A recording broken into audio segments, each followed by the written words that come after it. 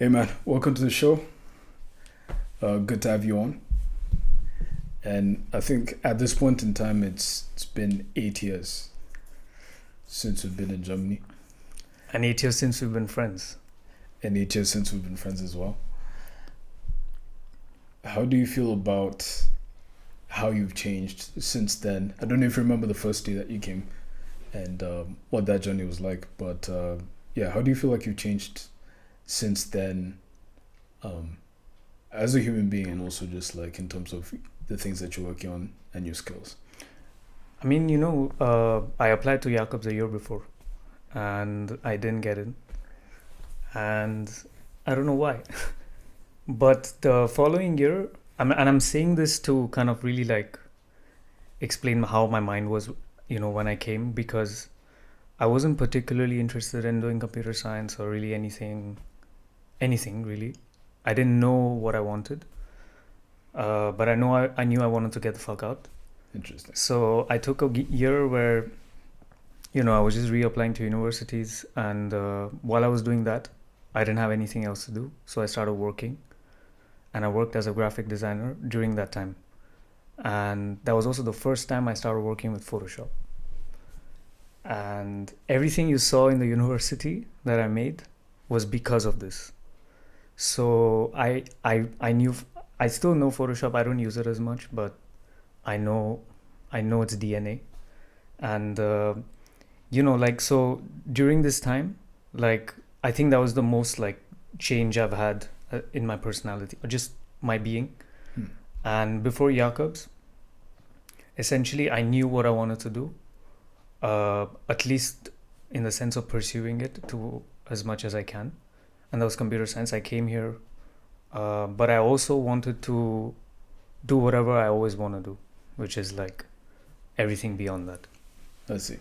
How did having that year where you worked as a graphic designer, like, do you feel like that influenced uh, the decision to take computer science? And if it wasn't computer science, like, what else do you think you'd have taken? Yo, here's the thing. These are the list of things I wanted to be since I was a kid. So first was rickshaw driver. Wanted to ride a rickshaw. Rickshaw? Yeah, and my mom was like, "Really? This guy has no ambition." She probably thought it, but she was also like, "Dude, what the fuck? I'm impressed." Wait, what age is that? This is like 6 or 7. Because I feel like at 4, 5, 6, if you say you want to be Batman, for example, like people are like, yeah, cool. You Yeah, yeah, yeah, you can do this. Yeah, you can do this. I could still kill your parents. Like, no, I know, but like, it changed drastically. I mean, rickshaw drivers, I didn't really process that. That doesn't sound ideal. But then I thought to be a mangaka, to make mangas. And after I found out that mostly they don't make any money, I was like, I don't know if this is something I want. Crazy. So then I was like, I want to get into animation. And then I did a lot of, I don't know which software that was. It was from Adobe though. Adobe Animate, I think. And I would fuck with that a lot. And so it was just like jumping from one technology to the other. So it was definitely tied to technology, but I don't think it was really ever, there was no dissection between computer science and art making, or just like, let's say digital art making for now, because that's mostly what I did, except drawing. So there was not really connect. There's still not a lot of connect except in the philosophy of the two things. So I think that's, for me, has connected much more than the fact that I'm using some crazy technology to make something. I see. So those two things for you are part of the same thing. Yeah, they're the same conceptually. They have different representations of how they look to other people and how they function in society. But like, though you can, there's so many things within math, within computer science. And I think for me, in terms of my art, mostly just math that come into the artwork, in sense of like just the manner of thinking, because I think that's the abstraction level, right, when you're making art. But with math, it's very constrained within like these rules that you can't break, right? There's all these assumptions, and it works on pre-existing knowledge. So thinking like that is very constrained, and whereas like when you're making art, it's totally not, right? But there's this intersect between the fact that you can apply either. I see. Yeah, no, I definitely see that. And in math, you're working with the constraint. Design, I feel like there's also a constraint. Um, I feel like with art as well, that there could be constraints as well, like in terms of like what you can capture. Mm-hmm. Like I feel like a huge one for me is still like the skill level of being able to make something. When you say something, what do you mean? I mean, like, there's so many watercolor pictures that I look at and I'm like, man, being able to paint watercolor 100%. Watercolor is not easy. looks fire as Dude, fuck. yes. But at the same time, it's just like something will push me enough to want to like go out and try and watercolor. And then when I try it, it doesn't look like what I'm looking at. from the Yeah, jump. you realize how far away you are from Exactly, making it like look you the way realize you how want. far away you are in terms of the skill level in Mhm. order to get to that. And yeah, so that's one of the things I mean when I say like constraint, like your skill level's not at the level where you can produce what's in your mind. True. I mean, but the thing is, like, what is it that you want to produce can change based on how much you know. Like, I just mean, if you don't know much, if you think about it, really anything goes. Like, anything's good. The baseline expectation of what you can deem as good should be negligible. Like, you can make a line and you can marvel at that line forever, and you can think, and the idea is to think about it. And so if you know more, I just feel like you can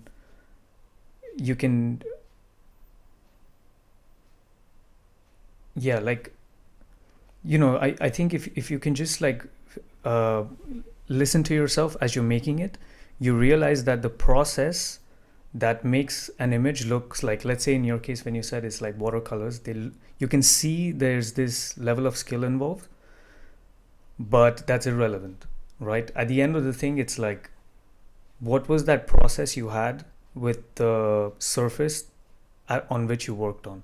And it's a communication. Same with writing, right? Like, you write, you're not really just writing into a vacuum. You're thinking through it. It's linear, but you are able to write it, right? You can't think like you can write. No, There's fair all enough. these thoughts. It's conceptual. So how did it feel like getting to Jacobs? Like, what was your first day like? And yeah, just paint us the picture of like what it felt like being in Jacobs first day. Dude, Got rejected the first time. my host parents picked me. Yeah. They drove me, saw these McDonald's, disappointed, came to university.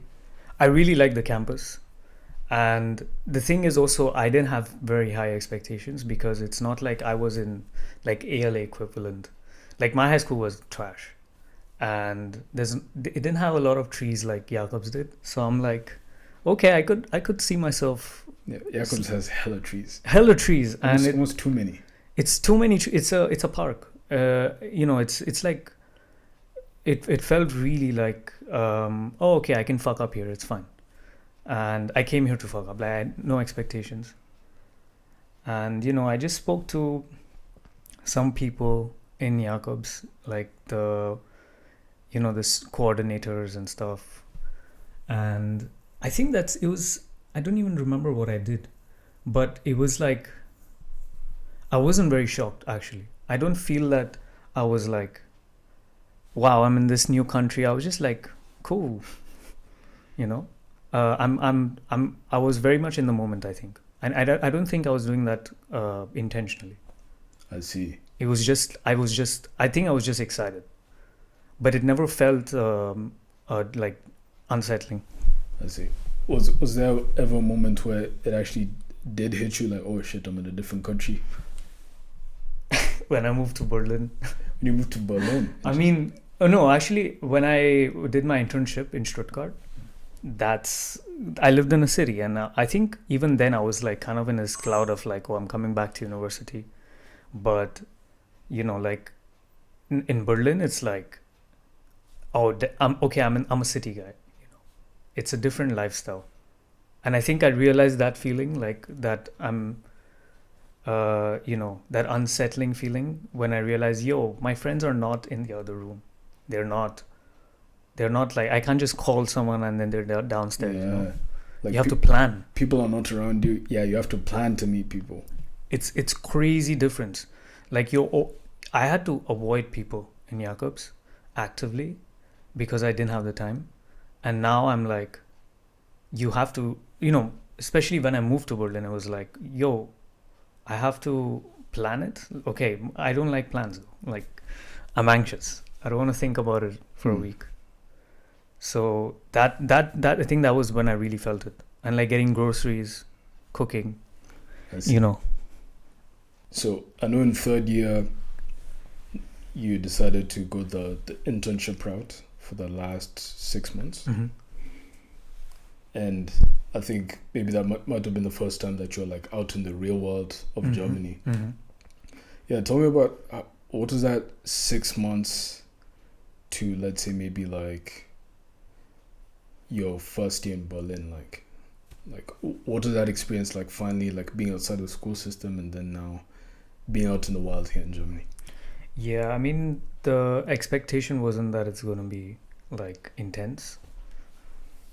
It was more like, because you find a job, dude, and then you have to find an apartment. So you always have to keep finding. Then you find furniture. I'm still finding things, Yeah. So I'm like, it's gradual, the intensity. But at the time, I didn't really feel much, except once I kind of started settling in, I realized all these like other things that we said, like, people are not that close to you, proximity wise. And yeah, it's intense. That part is intense. The fact that you're by yourself a lot more, and you don't want to do that, But I'm curious for you because like you moved to Berlin much later than me. Yeah, I think like smack dab in the middle of COVID.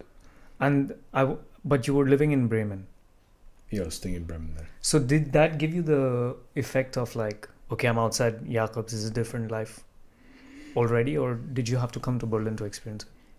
I think that last semester of me being in school, I think I did start to experience like, okay, this is just life, Mm-hmm. like here in Germany and outside of school. Because that last semester I didn't stay on campus, so I was no longer in that bubble. I was taking schools, I was taking courses at school, but otherwise I was living, I think, in like uni Bremen accommodation, and now I started interacting with people who are not just from Jacobs itself. Right. That's the other thing, right? Like your network is just Jacobs. Your network is just Jacobs, everything you know is Jacobs, and then also Jacobs, even just in the way that they have trees and stuff all over. I feel like it does even just look like a bubble, versus 100%. being out is just like shop at Aldi or Lidl, and then you also meet people who have friends of friends. Sometimes you're at a party and you don't even know half the people there. I feel like the circle just kind of widens. Yeah. But like, so for you, did you feel like it was gradual, or did you feel like it, you just got this hit of, oh, okay, I'm buying my own groceries? I feel like in some respects there was that hit. I think socially I got to go a bit more gradually, but it was more like I have this environment where I'm meeting people all the time, and then you're in uni, and then I took a step out, and I'm still around university students more or less, but I'm still like, now there's a bit more distance with people because you don't know everyone, and you're outside of the school bubble.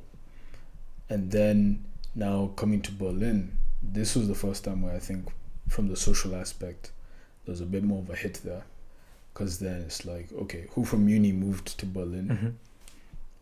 then you discover actually it's not that many people. Mm-hmm. Like some people, if either they did the uni here and then they left, Mm-hmm.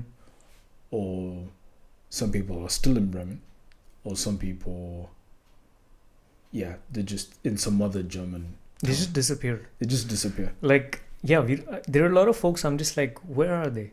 They should have like an alumni where are they session, Right? Exactly. You know? Like Yeah. last scene. Yeah. Yeah, so many people have gone AWOL. Yeah, so You many know? people have gone AWOL. So I feel like that was like the final step of, okay, this is like, you have to make a conscious Mhm. effort to go out, Mhm. hang out with people. You have to make a conscious effort to make plans Mhm. with friends. And yeah, I guess just like the social life becomes more of like an active, conscious effort, Mm-hmm. as opposed to like in school where like your TA was in the room next to you and then there's a friend of yours from this class who's in the other room. Like, yeah, it was just a very tight bubble. And even if you don't speak to everyone at uni, at the bare minimum, you at least get to see the same faces over and over again. Right. That's the thing about even high school and just like being in school, you are friends with a lot of people because you see them too often. Exactly. You don't have a choice but to be their friend, you know. But like, what would be your ideal state? Social, you know, setting wise, like, what do you think you would be very satisfied by? I think I'd be happier with a bit more of a community oriented social life. I think there's something about like having to make the conscious effort to plan with friends, meet up, see each other, that weeds out a lot of relationships. And I still think those relationships, even where you're not like that close or even necessarily interacting with each other one on one, like it's still important to have those community members around you. And I think when it just comes down to like you have to make a conscious effort to meet up with friends, then it starts to weed out a lot of the relationships that maybe you wouldn't have put in that much time and effort to have. But because you're still in the same proximity, you still have the opportunity to get to know each other still. Mm-hmm. Mm-hmm. Even if it didn't click right away, Mhm. or even if maybe when you leave, like you don't talk again. Like, Mm-hmm. Mm-hmm. that's okay. Like most people that you meet, Mm-hmm. once they're outside of your environment, chances are you won't talk to them again. Ever again, yeah. Yeah. Especially people on the street. Yeah. For you, when you were working in Stuttgart, like how was it? Was it gradual for you, or Bro, was it you jumping do off a cliff? have I ever told you where I was living in Stuttgart? I think it's like a small town. No, I mean, so Stuttgart it's a big city. I was living in Stuttgart itself, but my job was in Böblingen, which is like a town. Böblingen. Yeah, it's like an hour away. Every day, like 1 hour just to go and come back. But like, because I wanted to live in the city, I chose to live in this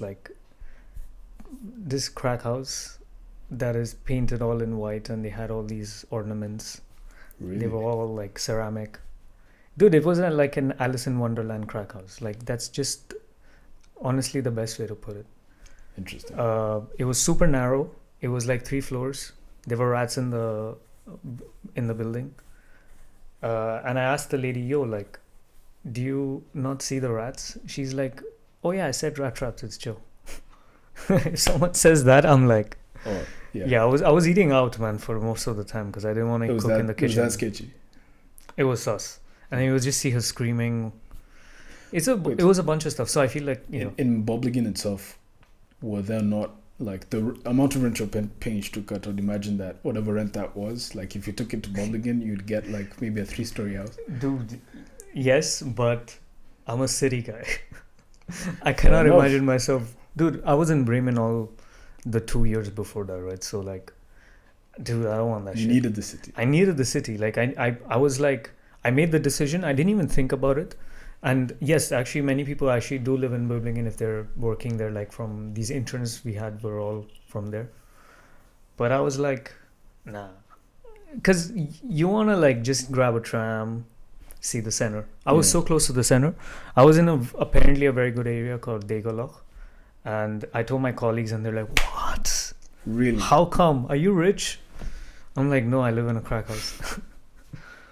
So, like, yeah, I want to be close to the action.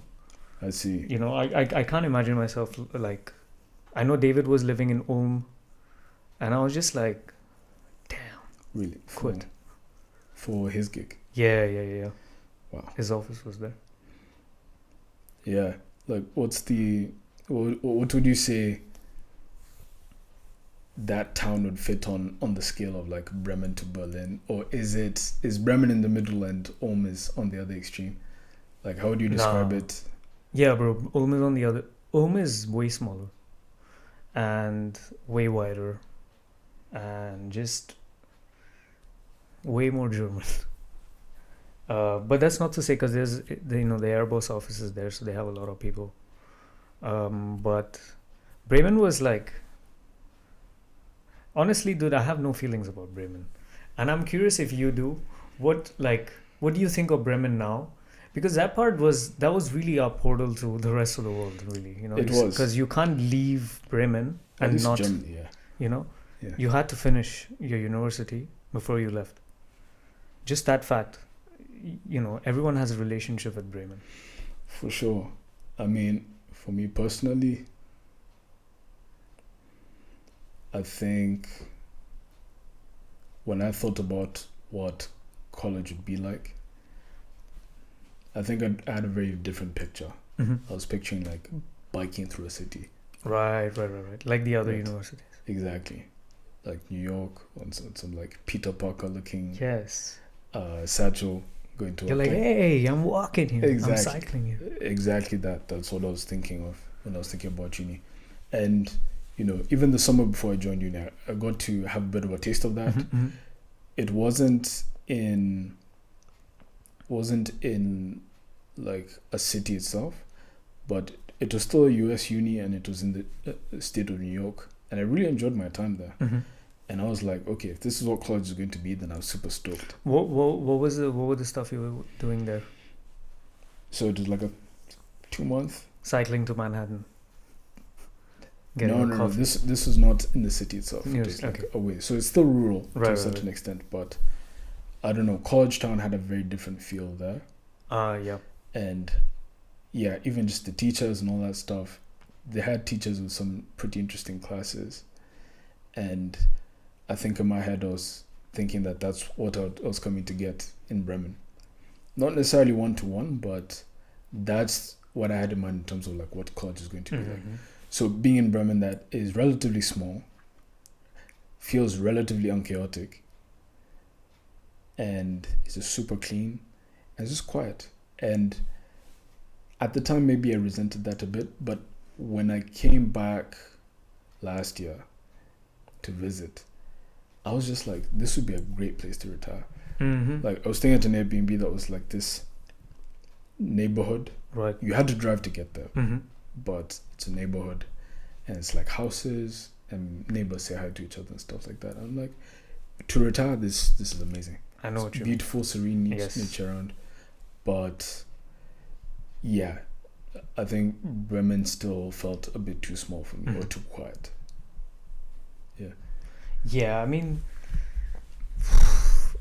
because the thing is, like, that's exactly why older people love Bremen, right? My parents Yeah. I don't know if you took your mom. I did. What was her reaction to Bremen? Of Jakob, she said she thought it was a bit too quiet. Too quiet. Did you go during the time there was, stuff was going on, or? I think they were just starting the fall semester.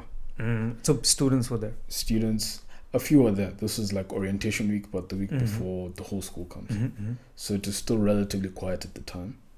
A few students here and there.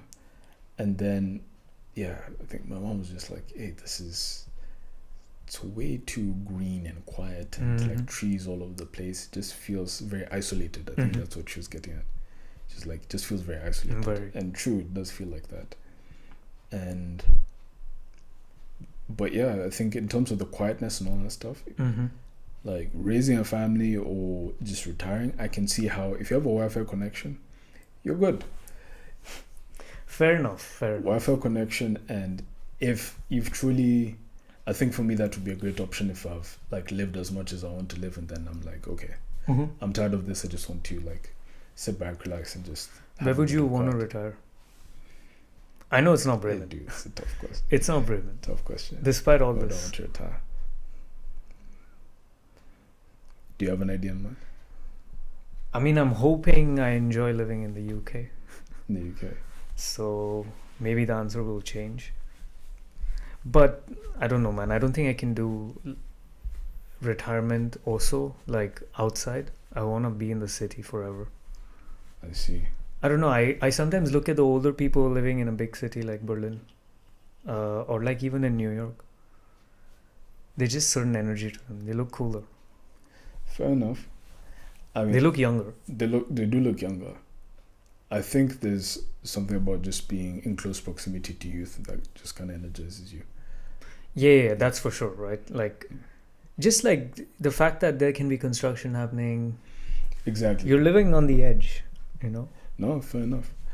For me, I think when I think retirement, I first of all picture sunny place. Fair enough. Yes. Sunny place. Yes. That's one.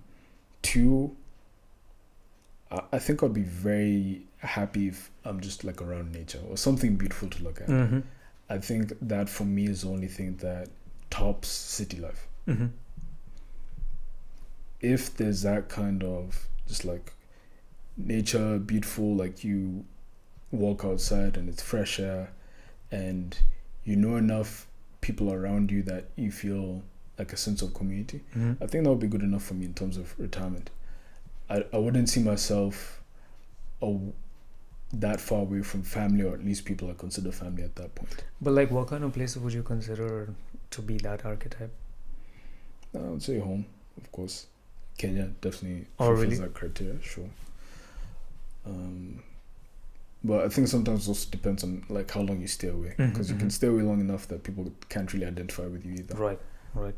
And you also can't identify with people. So honestly, I'd say Kenya, definitely a good choice. I think South Africa as well as a beautiful country. So I think those two would be where I'd feel my feet grounded the most, or at least in close enough proximity that if I want to go back home, it's not like $1,500 Exactly. to fly there. Yes. You can just like $400-500 is good enough for you to go back home for 2 weeks, 3 weeks. And especially considering that you're retired and you don't have to show up for a job, like I think for me I'm more enticed by being able to spend 3 months here, 6 months there, like that, than being confined to one place strictly. But I think I'd more value the freedom of being able to move around more than the actual place itself. So having like multiple homes in a sense. Exactly. Or the freedom to just make it a home. And so you would consider moving to South Africa to retire? Hypothetically? It's also just super hard to say sometimes. I think for me, like now I'm even thinking to myself about what place I'd want to retire. It's becoming a bit more of an abstract conversation than it is about like, okay, I need to be in this town or this place. It's more about like what characteristics make me feel at home, such that regardless of where I am, if I can put some of those pieces together, I feel good. Like I still feel like I'm at home. How do you feel like it's changed over time? This like feeling of what you consider home. How has it changed over time? And it could be like in any lens, right? Like aesthetic, just in terms of, comfort.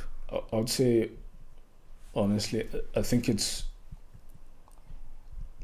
more about how long you see relationships endure than the place itself. I think knowing that, because you go to a country, you live there for some time, you're going to make some friends. And then sometimes time comes for one of you to leave. Most likely the case a lot of the time. So when you have enough of those scenarios and you see relationships like end because you just were no longer in the same place, I think that can definitely cause you to feel displaced. But if you can be away for years and years, the relationships I have now where like we haven't seen each other in in such a long time, and we don't get to see each other for longer than a week or two at a time. It may be 2 or 3 years, but we still talk at least once a month. Mm-hmm.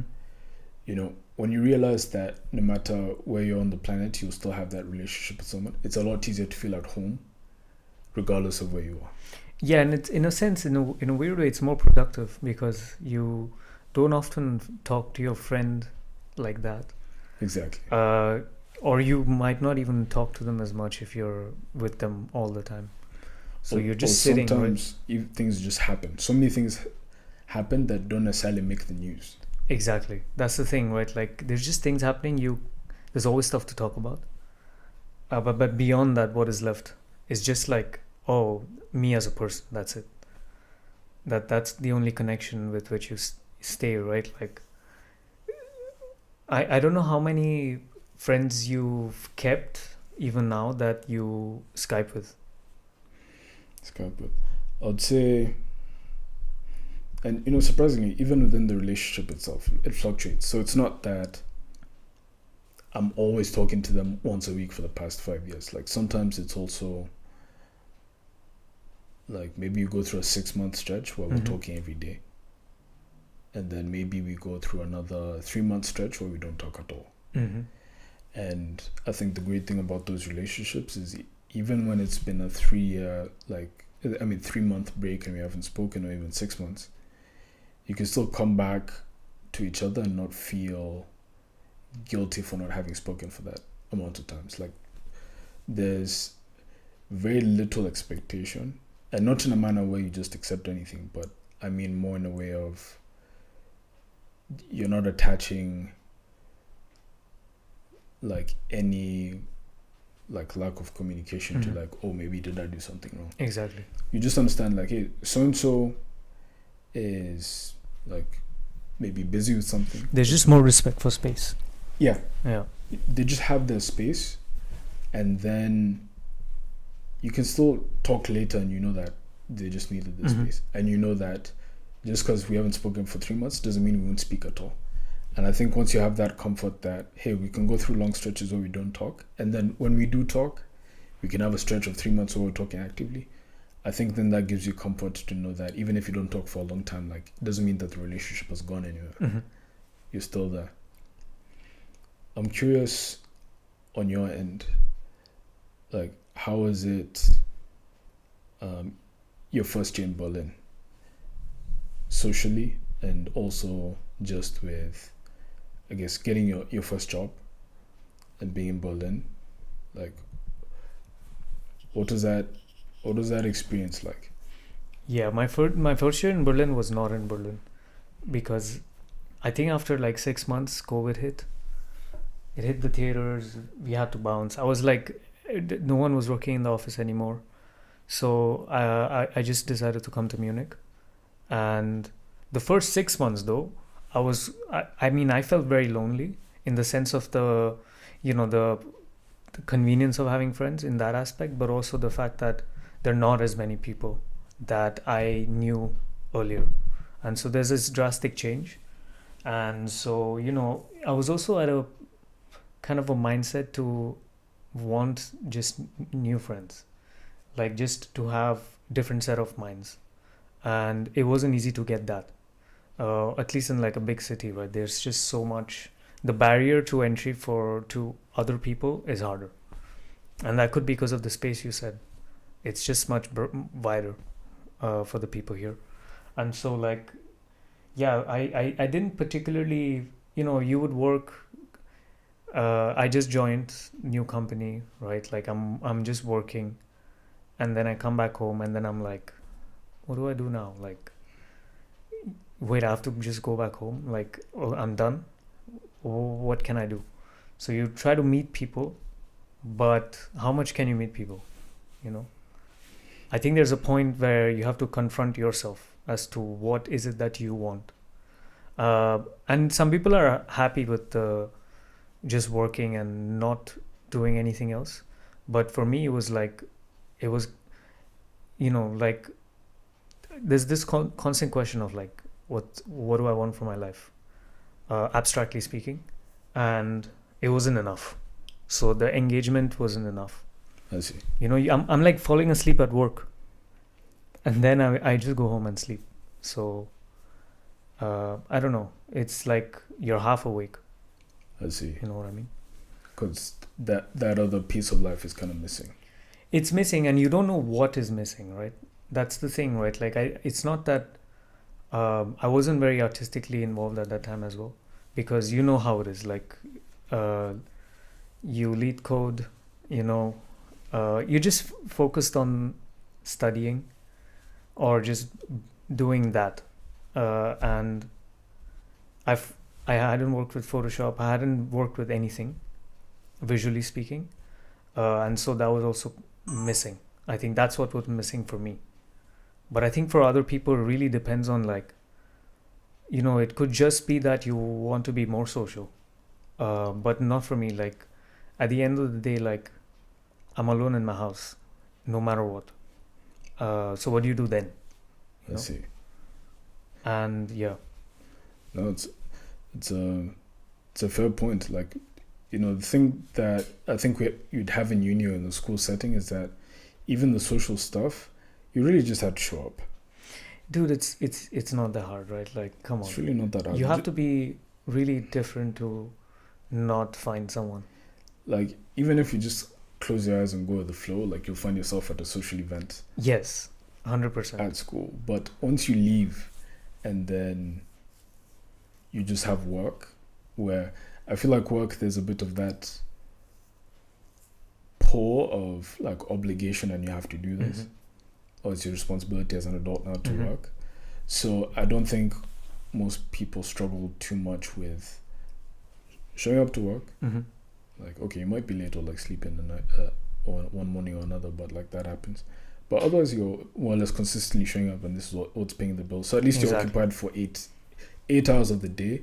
You're seeing people, you're talking to people, all that. Yeah, they don't even need to be friends. There's the community aspect in a sense, right? There's still that community aspect. That exists, like the fact that you work with a team, and like there's also a couple of jokes around. Exactly. It's cool. They're humans. Yeah. But like I don't know how relationships have been in office for you, because, dude, not gonna lie, like first 4 years, I didn't really make friends with anyone in my company, and I don't think I had really any desire. You know what I mean? Like, there's this. I guess it's just because it's Amazon. I see. There's this like puppeteer string feeling to it. Yeah, you just like. Could you tell us a bit about what it was like your first year? Just, I guess, one, being in an engineering job, finally being an engineer, and then also like being an engineer at like a pretty prestigious company. Like, what is that first year like? First year of working at Amazon. First 3 months was me just overwhelmed because of there were a lot of reasons, really. I think it was very fast paced, but not at all. I never felt any pressure, which is, I guess, not often to be heard of when it comes to Amazon. But for me, it was like just the size of everything. Because, before that I worked at IBM, and it was like, it's not that big. If I work here for a year, I'd know what really everything. But I mean, I was there for 4 years, and I still don't know a lot of the things because it's just too big of a company. And so the boundaries between other teams, like the connections between them, gets more blurry. And I felt that all the time, like, it's just too big, so there's always something to get in, which is good. Like, I enjoyed that a lot. It was very, like, I think, like I said, every day I felt like, okay, I don't know what the fuck is going on, till like about 3 years, and then I felt like, yeah, I know. I see. So I don't think I wanted to stay with that feeling. I see. When it came to engineering, how much did it differ from the idea you imagined being an engineer was like? Like when you're in school, most of the time, like computer science is going to like land in engineering. How much did the image you had in your head at that point in time before you got into the workforce, how much did it differ from how you actually found it to be? I don't know, man. Like, I think, I mean, my first time working in a company, like doing software engineering, was at IBM, and that wasn't very surprising. It kind of just felt like, yeah, it's just how it's supposed to be. I don't think I think it had a lot to do with the fact that I didn't have any expectations, because it was just so unheard of for me. The only idea of it that I would have is like other people who worked in the company, like maybe alumni and stuff like that. But that's just it, you know. And like, yeah, I don't know, like, because I know you worked in you also worked back home, right, for one semester, and then like you've had, I think, you had a more like solid internship experience than I did. Like, I think you worked in many different places. I see. So I'm curious, because like, what was for you surprising? Because also it's like different sizes, you know. True. I don't think I worked for a smaller company. I think the smallest company I'm working for is now. I see. You know what I mean? Yeah, definitely. Like the experience of a big company was a small company to startup, like very huge. Yeah. I think for me, it wasn't necessarily any particular one internship that really was like an all-encompassing experience. I would say maybe it's like the combination of different internships. I would say that when put together, they formed kind of a complete lesson or story, or like set of lessons. So I think, for example, like my first professional experience, I'm being expected to show up to an office. I was working as a graphic designer, and that sounds fun. I mean, it truly was. Right. I got the job. Hell yeah. I got the job in essence through just meeting some guy. We really hit it off because we were both into martial arts, and then he's like, it was like a decade older than me. No but way. It just felt like we were boys from the first time we spoke. So when he told me that, he has a design firm, I was like, I don't even know how my head got into that, but I was really into like design and stuff like that. And when he told me he has a design firm, I was like, oh yeah, hell, like, do you mind if I interned with you guys for 3 months? And he said yeah, and that's what I worked for 3 months. And the crazy thing was, it was really nice because I was like, 17 or 18 at the time. There's zero expectations. There's zero expectations. I think the way you've also said it, like, seems like the guy just saw your passion. Let me just have him in the company and hang out with him. Sure, yeah. At the very least, you can hang out. If you can help us at all, like, that would be great. Yeah. Or less like we're teaching.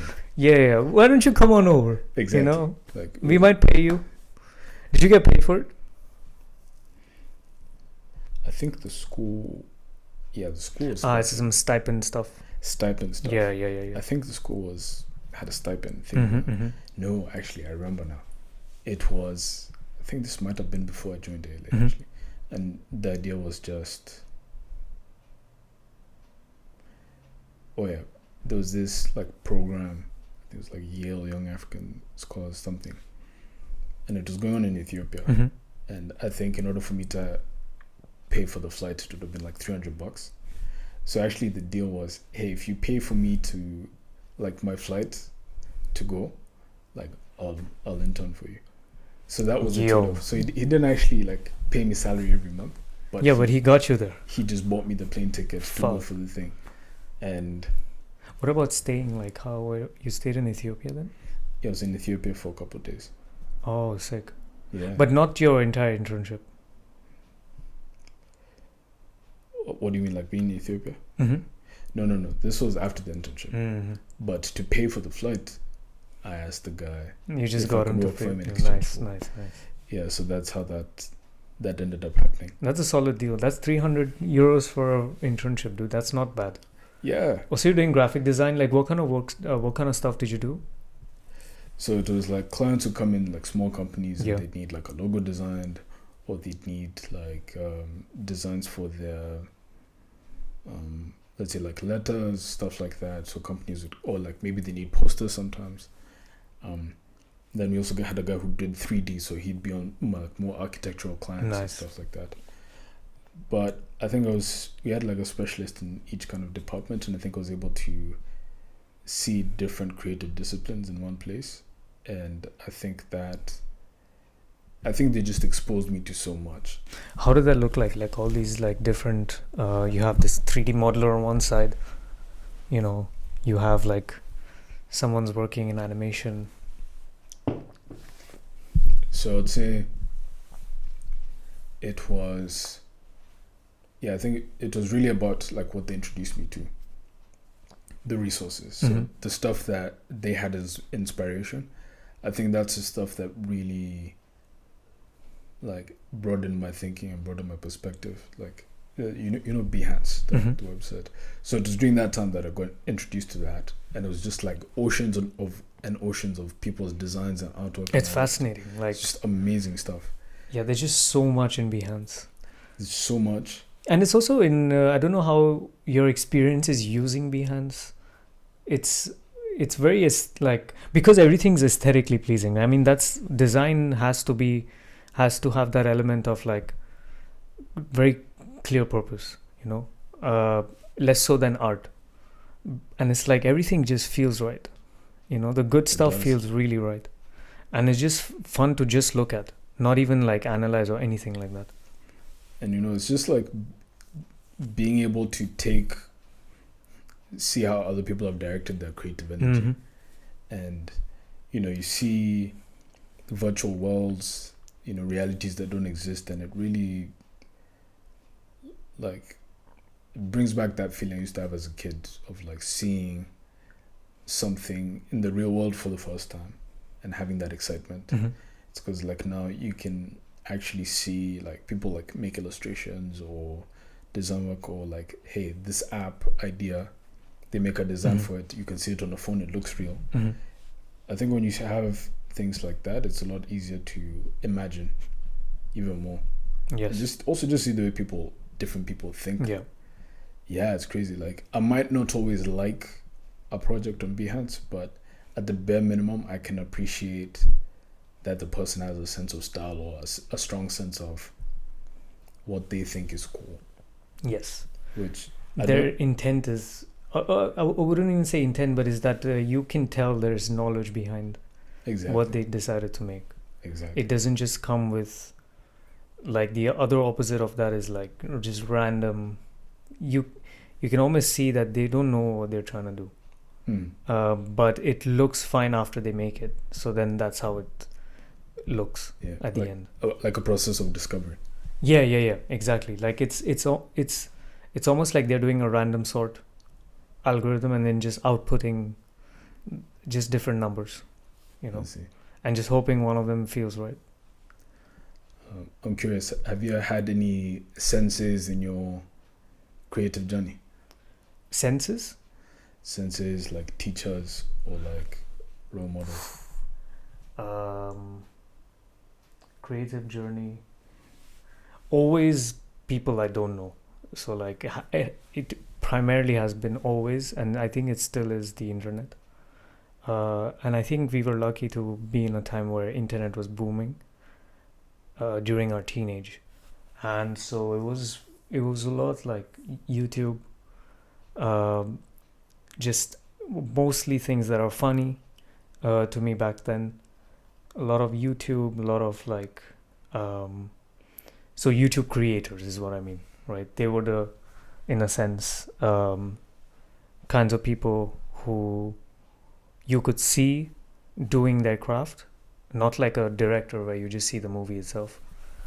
And then I think that's still been like it's not YouTube creators, but it's just people and their ideas. So it's not really like a specific sensei.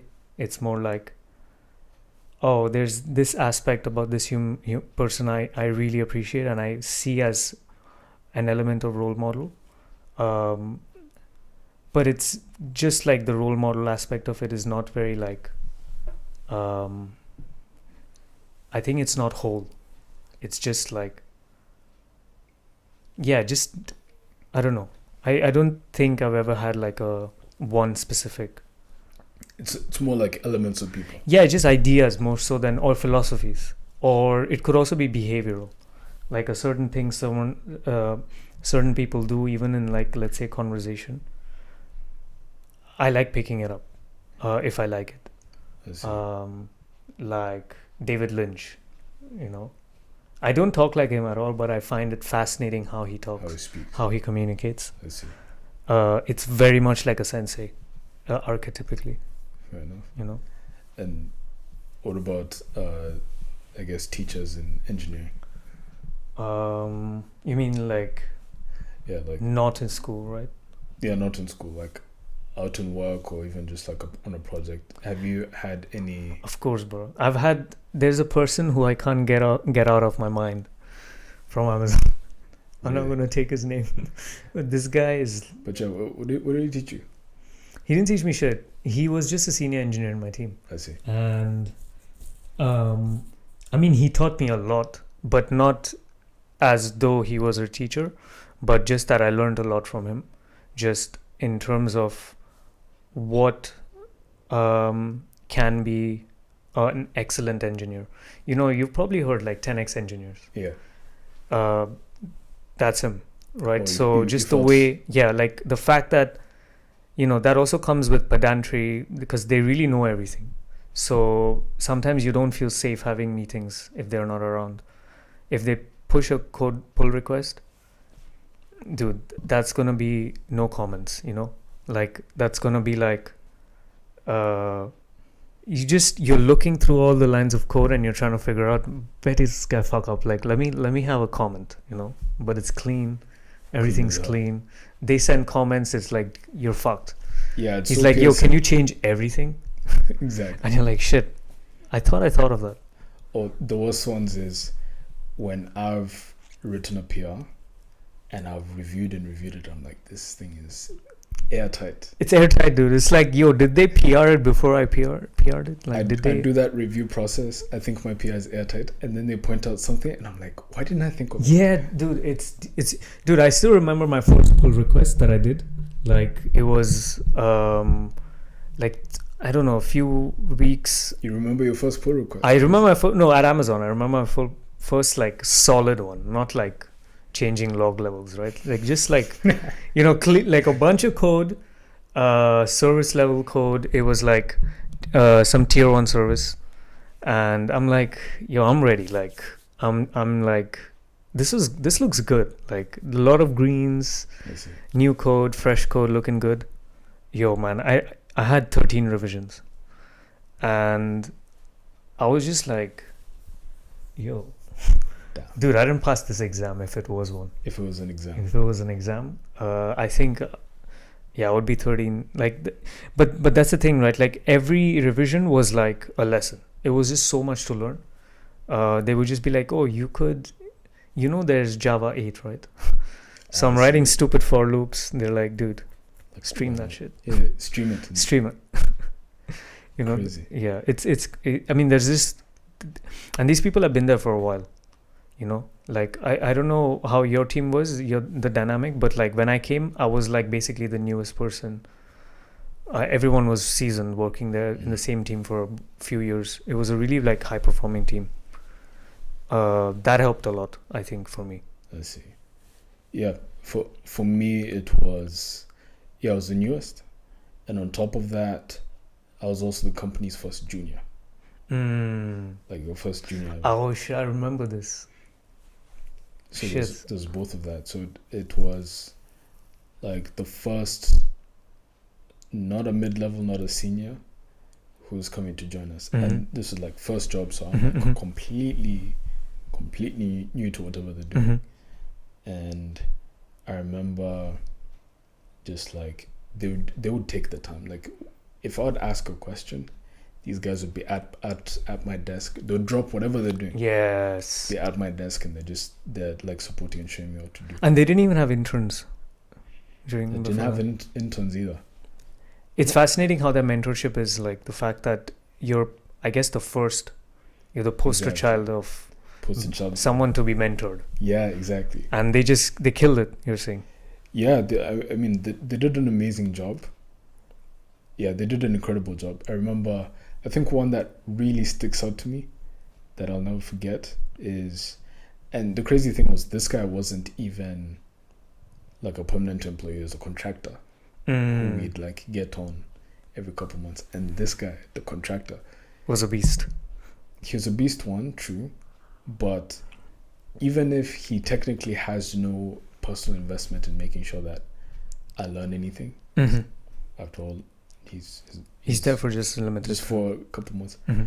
But I remember this one time that I called him to ask for some help about front end stuff because he was the front end guy, and we were doing something, and it was something in an IDE where you need to like Control F in order to find something in the file or in the whole code base, like a line. I think it was either that or Command O to find like a particular file. One of those two things. And I remember he tried showing it to me. We were doing a problem together, and he tried showing it to me. He just said, or you could just hit Command F.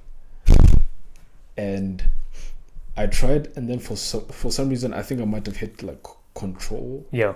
Or like some other, or like function key. Yeah. And not Command F. So but you thought you were hitting the right keys. I thought I was hitting the right key, and then I was just like, I couldn't get to talk, so I was like, oh, but it's fine. I'll get back to that later. The moment you don't have time to figure out. Like, yeah, I was like, I know what you mean. Not working. Let's just move on. Let's try the thing I know. I remember he stopped me and he was like, "No, dude, you're going to need to know that." So, like, no, it's Command F. Like, you need to know that. And were you brute forcing before this? I was just clicking on the file system, looking. Bro. Yeah. That was it, dude. That's the ape to human evolution. Like, they figured out this one thing and now they're like, wait, I can access the matrix. Dude, whenever I get a new kind of like, hey, you can just command this, it always elevates the game so much. Or like even with Git. Yeah. Like I got introduced to all my Z shell, and it has these like abbreviations for command. Oh yeah. Git checkout, you just Git checkout. GCO and your branch. Yo, what's your favorite Git command? My favorite Git command? First one that came to mind was git push origin force. Origin force? It's force the code. Hey, wait, what is force do? It's just why do you need it? Force. Sometimes there might be changes that are remote that are not on your local. Before doing poll. Yeah, so if you try to push and there's a divergence between the two branches, yeah, it will tell you like, hey, look, you need to resolve the merge conflict in order to push this. So if you do it that way, then it will tell you to merge. But you can also just tell you like your 3 commits behind git pull first. And you can just be like, fuck that. Fuck that. I'm git push force, whatever I say is law. Like, I don't care if someone else writes code on top of this. Does your commit go to the end? Your commit just overwrites whatever is not on the same page. Dude, how does that work? Like, what if it just overwrites. Overwrites whatever commits or not part of the branch. Yo, that sounds unsafe as fuck. Like, come on. It can be. But bro, because I can imagine like you write something, let's say you make a util class and then it's like connected to something, your commit is supposed to remove it, but someone adds it. You just break the fucking code. I get the force. You do what you have to do. But honestly speaking, favorite Git command, I don't know. Like starting a new branch feels sexy. Feels good. Feels yeah, like I know what you mean. I'm starting on this new journey. Like you get. It's like Skyrim. It's like Skyrim. Like you get the ticket, you understand all the requirements, and you're like, okay, now I need. Let me go to the next step. Exactly. True. Yeah. How about for you? Dude, for me, like it's a command I made. It's a command my colleague gave me at Amazon. He was like, Git is not easy. And I don't think I have the patience to, or the interest to want to know so much, to learn so much, to be able to use it barely, except for you're not doing complex. I'm never doing complex merges and stuff like that. And I don't think you are either, right?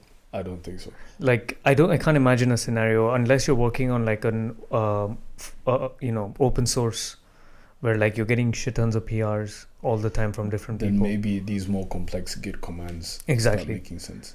It makes sense then. I feel like I never really had to do anything complex, but you can make a lot of mistakes if you don't know how to use Git. And this one command my colleague showed was basically it's two commands, and then you merge those commands. You're basically creating the directed acyclic graph to the commits, and like it basically shows a visualization of like each commit with the branches. So if it's at head, which branch is it part of, and where's the head connected to, and also like a graph.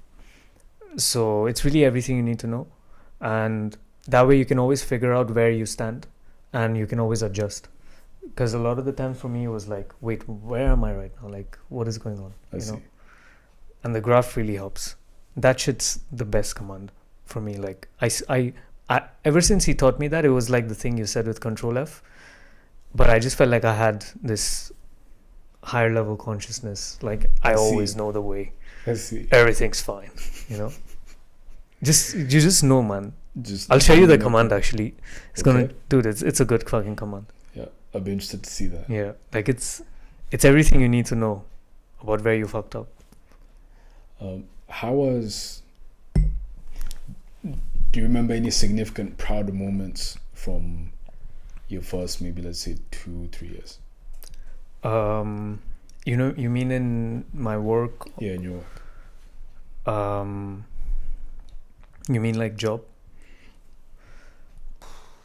Dude, I don't know, man. I never particularly felt like in the first 2 years, it was, I think, probably when I started doing year-long projects and I started getting them and I could start executing them. That process felt like, oh, this is what I would love to do a lot. I see. And like for the future, if I'm still working in this field, like that's what I want to do, right? Like work on really large projects that span a lot of time and they involve a lot of pieces. You don't know a lot of the facts.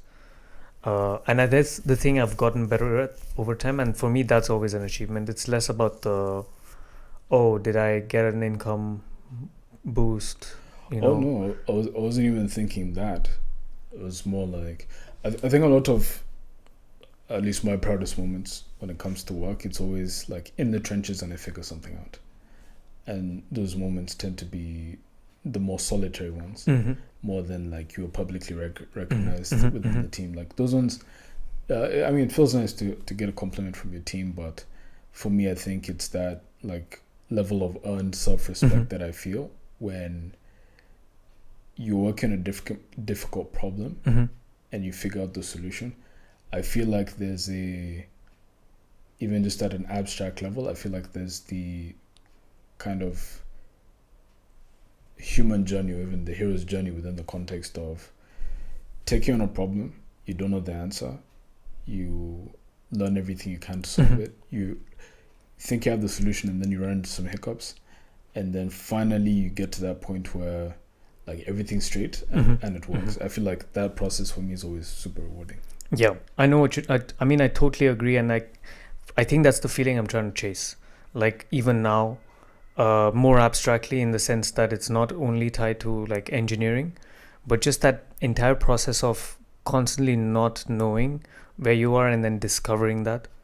And that process of discovery and not knowing becomes like a cycle. It's very fluid, I don't dwell much on what I don't know or why I don't know something. It's more just, if I want to know, I'm knowing, I'm in that process of knowing it, either by thinking about it. But I just mean that I'm enjoying also like the process of realizing, man, I don't know what the fuck is this. It's like a mystery, Yeah. right? And I think that's just curiosity, right? I Pretty think much. mystery is a good way to put it.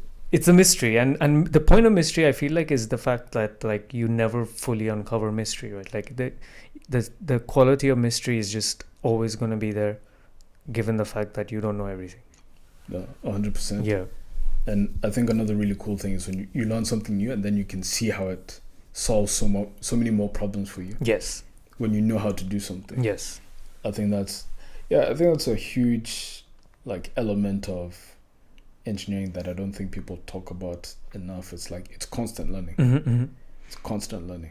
I think the hardest thing to learn in this field, and I feel like this also would be in general when it comes to life, is like how to learn, or like learning to learn, to be a better learner, and also to at least for me, it's always been like figuring out my way to learn something, figuring out my way to deal with information itself, right? Because you can't always go this, like, you just, the fact that how in school it's like there's a standardized way, but now there are really no boundaries. At the end of the thing, what they want from you is to build this X thing that does X things.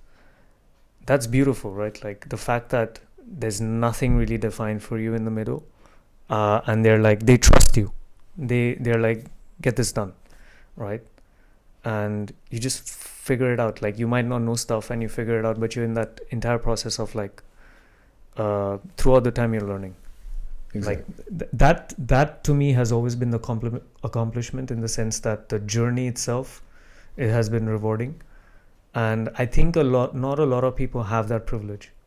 I see. You mean just like work-wise or in life? I guess in life, but I think because also, we work a lot of our living time, so our week time. So I think like to have something where you totally enjoy that process of creation is it's a privilege. Most people that I know don't have that luxury to just be like, I don't know if this happened with you, but like once my brother was like, my brother and his girlfriend, they were like, we met them outside, and they came from work, I came from work, and they were like, how's work? And I was like, I had a lot of fun. Like just I was so lost, and it was just like, for them it was like, wait, people say that? Like people have fun at the office? Yeah, like people have fun at work. This I don't get it. What? And it's not that I was not working is why I had fun, right? I was just doing my job, and my job is to figure out how to make something that exists, like to just create it. And how is that much different than art? For sure. Right? So you're chasing kind of the same thing, is way more abstract now. Space is way wider. Really anything goes. What would you say people need to understand about you to understand you?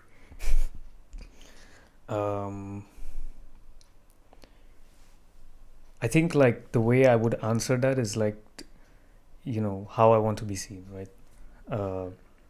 Because that's something that I always put a lot of importance to. Like I don't like being projected by others in a way that I don't like myself to be. And so, I think also in terms of thinking, if what would people say about me in my funeral? I think about that a lot. Yeah. And it's fun. Like I'm just trying to think like, what would be something that encompasses all of that? Like I don't know, like one would be that I'm like very I have very childlike sensibilities, and I think that's the only way I can put it, because it's not necessarily that in entirety my behavior can be childlike, but more like, in the sense of wonder, curiosity, just the fact that I'm trying to see things unadulterated by external concepts. And I just like to live. Like, if people like know that, If people walk away with anything, it's that you like. yeah, this guy can do anything. Like, he can chill. Like, if someone, you meet with friends and this guy, we go anywhere, he's gonna be there, and gonna have fun, not even like compromise, just really be present. I see. I think that's, to me, is like how I want people to know that that's what I'm trying to strive towards. I see. Yeah. Like, what about you? What's your favorite speech My at the favorite funeral? speech. At your funeral? Funeral. There's this one guy's funeral that I saw, and I'd like to do something similar. Wait, what do you mean you saw on It's YouTube? just like a video from a funeral. No way, this guy's No. recording his funerals? No, I mean the guy's dead, but I mean like his family, like someone recorded from Okay. his funeral. And what the guy did was he created this like voice note of him speaking and saying something as if he was still alive somehow. Bro, no way. This guy knew he's gonna die? I don't know how, but yeah, either maybe he might have been old and just like, hey, play this at my funeral, or he knew I was going to die. I don't know which case it was. But I remember he had this voice recording of his played, and he was something along the lines of like look at you anchors crying, and it's Cheer just up. like cheer up, like like I'm no longer around, but blah blah, or just like you just cracked a couple jokes, and in some ways it still felt like even if he was like being buried, like he was still there somehow, even if he's gone, like the voice recording like was still available. So I like that. I feel like it really just lightened up what is otherwise a really difficult event to be in. Is that what you would like to have, like that kind of effect? I think I think that particular idea of like having a voice recording, I think that would be cool to have. What would you say? I don't even know. Ma'am, I always hated your hair. Fuck you. I guess some part of it is like it depends on where I'm at that particular point in time. Fair enough. But I think also just part of like my life is figuring out what I'd say in that also. Right. So I think some part of it is that also. But in terms of like what someone would need to understand in order to understand me, I think it's maybe a sense of like wanting to go out and do and just like try things and I guess be creative if you want to sum it up that way. Yeah, I think just like a person who likes to just like go out and try and do things and like see what happens. And I think underlying that is like a real sense of it's a curiosity that somehow manages to overpower the what can sometimes even justifiably so be like a lack of self-belief.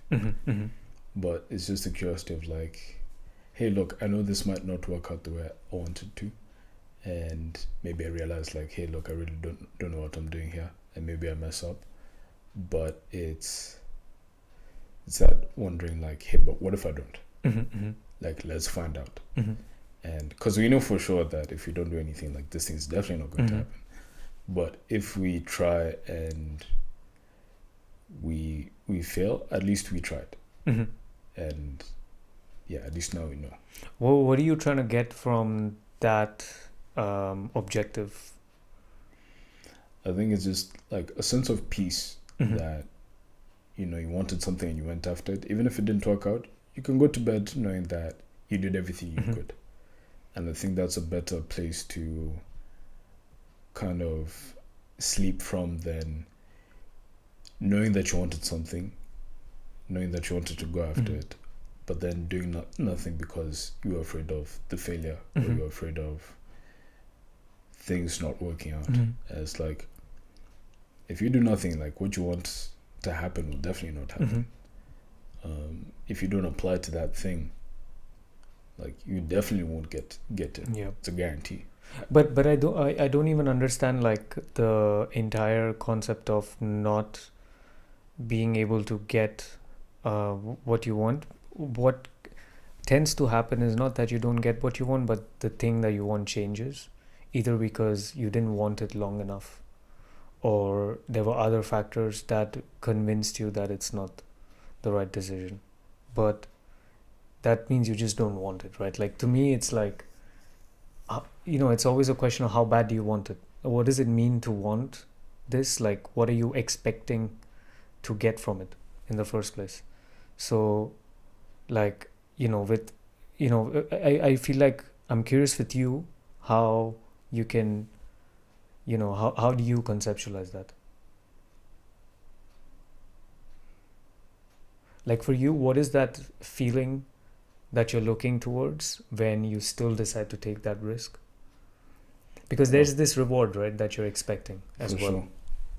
I guess when that, like, I guess, source of inspiration and drive has been at its best, it's when I'm just so immersed in doing the thing itself for its own pleasure. Mm-hmm. I think that's when it's been strongest, because then now, even if you're fucking around, you're not really thinking about, like, okay, I'm doing this so that I can accomplish this, or you're not doing this so that you can produce this thing. It's like, if you just like the act of the thing, Mm-hmm. like, you can do it endlessly. You honestly can. Like, no one is going to have to push you to Mm-hmm. to do what you're just naturally drawn to. So I think there have been times in my life where I think I've tried to fight against that current. Like, hey, I know I'm really into this, but actually it doesn't make sense. Like, I should be spending my time doing other things. But I think I've learned to just let something be. Like, hey, I'm really enjoying doing a particular activity. I'm not even sure why, but I'm still willing to do it anyway, because, like, it gives me that source of satisfaction just doing the thing itself. Then there've been other things on the other side of the spectrum where it's like, I feel like I should want this thing, and I go after it, Mm-hmm. and then I realize that I actually really don't want this thing. Mm-hmm. But I feel like I should. Mm-hmm. But, Yeah, I mean, it feels to me like I mean, I'll speak to my experience, but I think it's similar to a lot of people in a sense that the older I get, the less I feel like I make mistakes, or the less that I do things that feel like mistakes. Like when I'm younger, it's easier to think that was not the right thing to do. But there's like that concept of what's a right or wrong thing to do is like, it's becoming more gray, because it seems to me like the things that are in factor that play a role in deciding whether something's good to do or not is just the consequences and the trade-offs between whether you can handle it or not. Like it's quite cold. Like it's just you choose to eat like shit. Nothing matters except for the fact that you end up paying the price yourself. So nothing really is determined in the sense whether it's good or not. If nothing happens to you, I think you should just do it, right? But then you factor into that like the fact that how often it is that it is possible and stuff like that.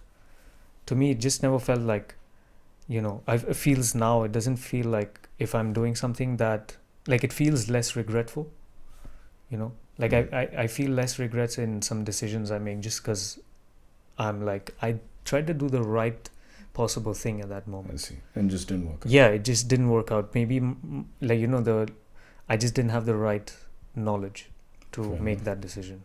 So what is it that I don't understand? Yeah, you forgive yourself more because like you did the best you could. Yeah. I mean, that's the main thing that for me is like, I want to always try to do the best thing I can based on all the factors.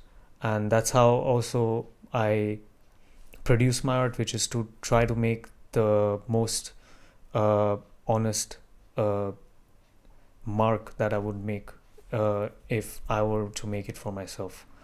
And I think what happens is as it becomes more and more specific, it starts becoming more and more I won't say deeper, but more universal. That there's always something someone can relate to it. I see. It connects in many different ways to different kinds of people as long as they pay attention. So there's that work involved as well. Yeah. This is what I think. Like I feel like about you know I don't enjoy the aspect of half-assing stuff, because I think that's part of, I think also you, where it's like you think like a designer, and you never want anything associated with you that doesn't look like this needs more work. Yeah. I to me, I want it to be such that I'm satisfied. I can argue with someone Yeah. who also knows more. I mean, I think what you're saying about like not being associated with half-assed stuff, I think for me that was definitely something to grapple with, because I think there's a certain standard of excellence that I associate with doing the work that I do. So it's very difficult to do things at a B or B plus level. And I think my antidote for that for a long time was trying to be A plus at everything. And then I think one of the lessons that I feel has really solidified me feeling like, okay, I've grown up, is just realizing that there's some things I'm just going to be B plus at, or just like a B. And that's, a lot of the time, it is enough to just present the B or the B plus in certain situations, rather than, I think what would happen a lot of the times for me is that I'll just check out completely if I didn't feel like I was going to be A plus at something, or give A plus. I think being able to learn how to suck at something and do it anyway, I think has been one of the hugest lessons I've had, like especially